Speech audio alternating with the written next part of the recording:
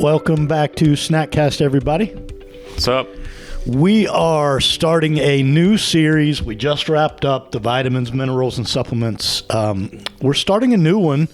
This is a book I read recently. Kevin's digging into it now. Pretty fascinating from a health standpoint. So I guess we'll just dive right in. The name of the book is The Great Cholesterol Myth. Why lowering your cholesterol won't prevent heart disease and the statin-free plan that will.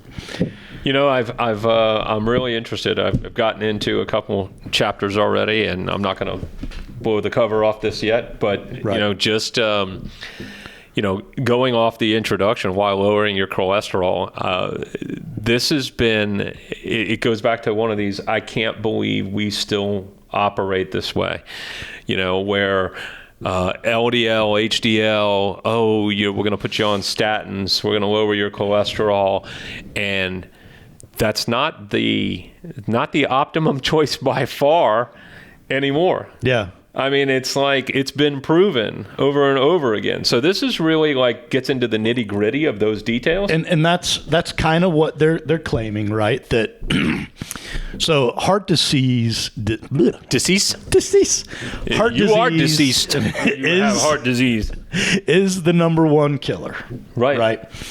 And their claim, in my own words, right? This is not necessarily what they say, but their claim is that the focus on cholesterol is bad science, and that the real causes of heart disease are inflammation, stress, oxidation, and sugar.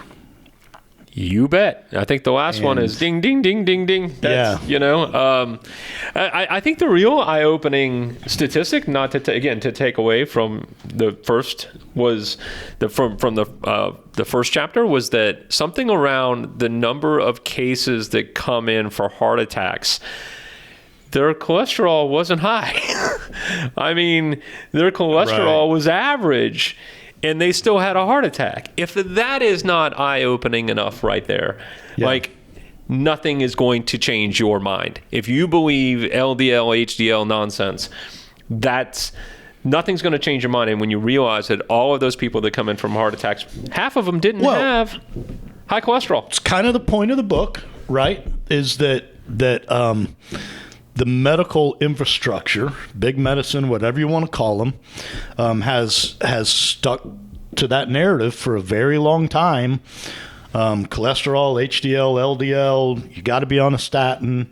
The simple facts that the statin industry is, I think 2020 numbers, is a $31 billion per year market just for statins, right?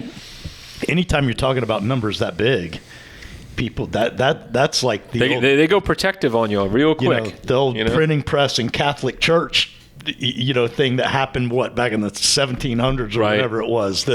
That's a loss of power. That is a priesthood that is collapsing, and they're not going to let it fight happen. tooth and nail.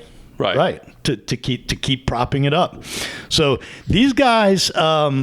I think they do a pretty good job of scientifically laying out the data.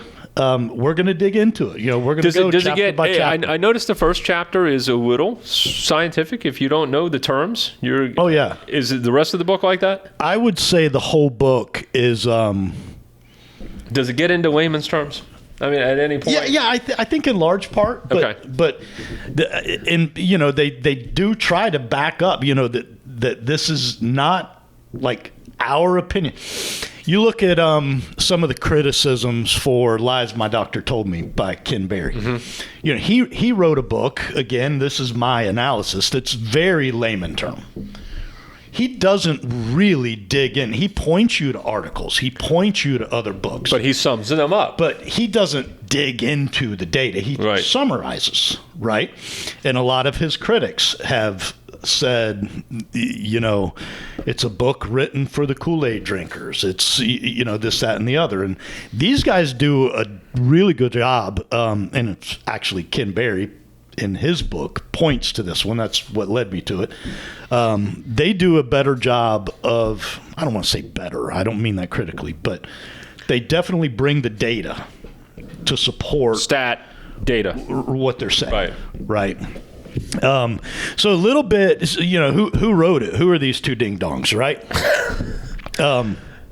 So Johnny Bowden, PhD and certified nutritional science. What's a CNS? I think you're pretty close. Certified nutritional scientist. I think so. Something along that line. Specialist maybe.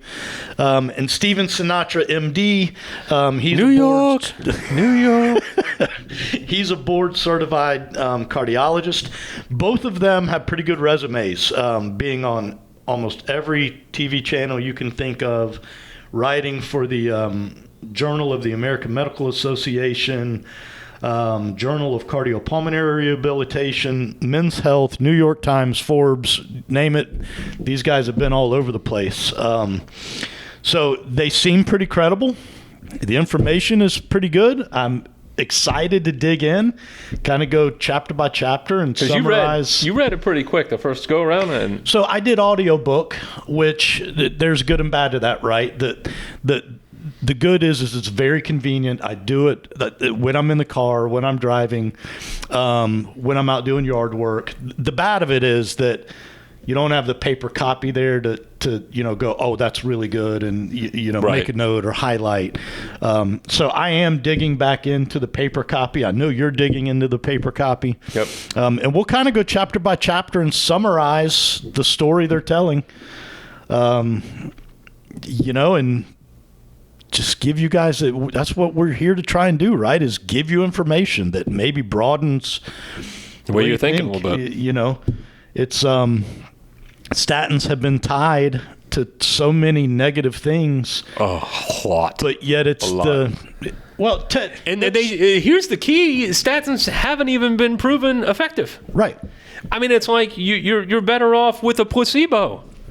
Tell your story about going in post-fasting for blood work. Oh, yeah. So I've said this on previous Netcasts. I was on a 72-hour fast. I typically do those once a quarter. I think they're fantastic for the body. Anyway, to make a long story short, I had my traditional doctor meeting right after my 72-hour fast. Actually, I think I was still in it. And I think it was still in it. Yeah, the doctor, and she's like, all right, go get your blood work done. We're going to have your blood work. By the way, you've been fasting? I'm like, yeah, doc, I've been fasting. You got it going on. Right? So I get my blood work back. The LDL was high. The triglycerides were a little high. And she immediately... First thing, we're going to have to put you on statins. Your triglycerides are high. Your LDL is high. End of story. Not, how long were you fasting for?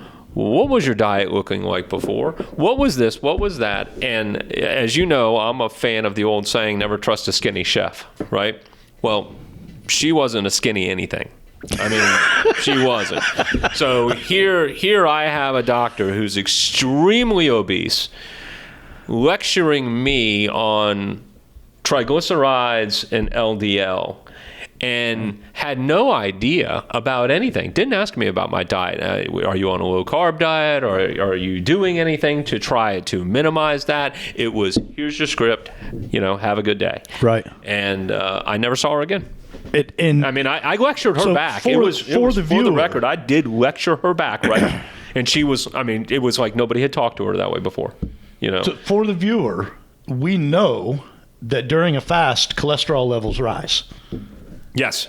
Right. So connecting some dots here, if she had said, how long is your fast?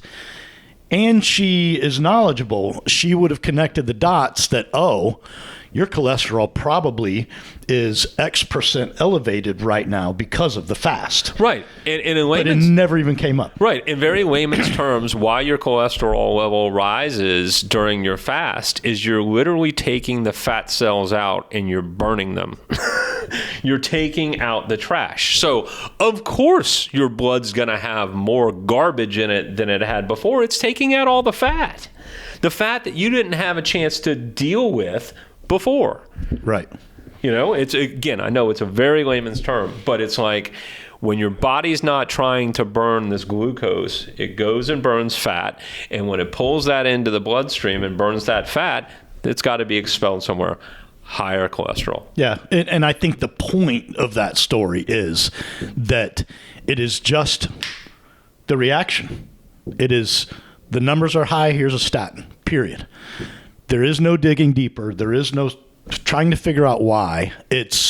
We're just going to medicate it. And it's going to take more conversations like this and more people influencing and everything else to get them to change. Yeah. Because they, trust me, like you said, the pharmaceutical industry, they got a grip on that. And statins being a $30+ billion. I mean, it's like every person over 60, man. I mean, it really is. Go ask. I'd be more honest about going, how many people aren't on statins? So I read about a guy at 50 years old. He was healthy. He was on a low-carb diet, healthy dude. At 50 years old, his doctor wanted to put him on a statin. He said no. He's now 82 with no heart conditions. Right. Never took it. It's crap. It's so anyways, obviously we're slightly opinionated, but this book should help kind of connect the dots of why in part we feel like we feel. Regardless of how you feel about this, if you are on statins, I'd pick this book up. Yeah. You want to hear this. Yeah. So, all right, we'll dig in. Technically speaking, we are shooting this on a Wednesday, and we have Tropical Storm / Hurricane Nicole coming through our neighborhood tomorrow. So when we shoot tomorrow, which will be in a few days, we'll dig into Chapter 1. Yeah, sounds good. All right, guys. Thank you for tuning in.